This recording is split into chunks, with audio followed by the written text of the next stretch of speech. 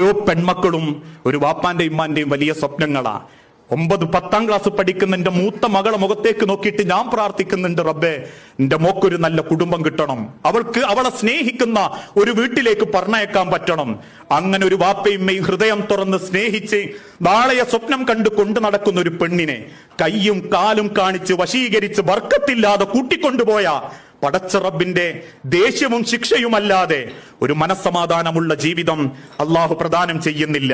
അതുകൊണ്ടാ റബ്ബിന്റെ തിരുദൂതൻ പഠിപ്പിച്ചതും ഇസ്ലാമിലെ പ്രേമ പ്രണയങ്ങളെല്ലാം വിവാഹത്തിന് ശേഷമാ. വിവാഹത്തിന് ശേഷം നിങ്ങൾ പ്രണയിക്കണം, സ്നേഹിക്കണം, തമ്മിൽ അങ്ങോട്ടും ഇങ്ങോട്ടും സൗഹൃദങ്ങൾ കൈമാറണം. ഏറ്റവും നല്ല ഇണക്കത്തോടെയും സ്നേഹത്തോടെയും നിങ്ങൾക്ക് പെരുമാറാൻ പറ്റണം. ആണുങ്ങളിൽ ഏറ്റവും നല്ലോനാരാ? നല്ല സുന്ദരൻ എന്ന് നബി സല്ലല്ലാഹു അലൈഹി വസല്ലം പഠിപ്പിച്ചിട്ടില്ല.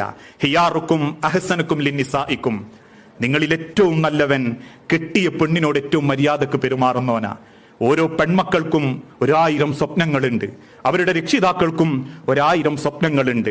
കയറി ചെല്ലുന്ന പല ആൺകുട്ടികളും ഒരു കുടുംബത്തിന്റെ ദുരിതമാകുന്നുണ്ടെങ്കിൽ, ഓരോ കുടുംബത്തിന്റെയും വേദനയാകുന്നുണ്ടെങ്കിൽ നമ്മൾ പ്രാർത്ഥിക്കേണ്ടത് എന്താണെന്നറിയോ? വിവാഹത്തിന് ശേഷം എനിക്ക് കിട്ടുന്ന പെണ്ണിനെ ഏറ്റവും നല്ല സ്നേഹം കൊണ്ട് എനിക്ക് അവളെ സന്തോഷിപ്പിക്കാൻ പറ്റണം എന്നാ.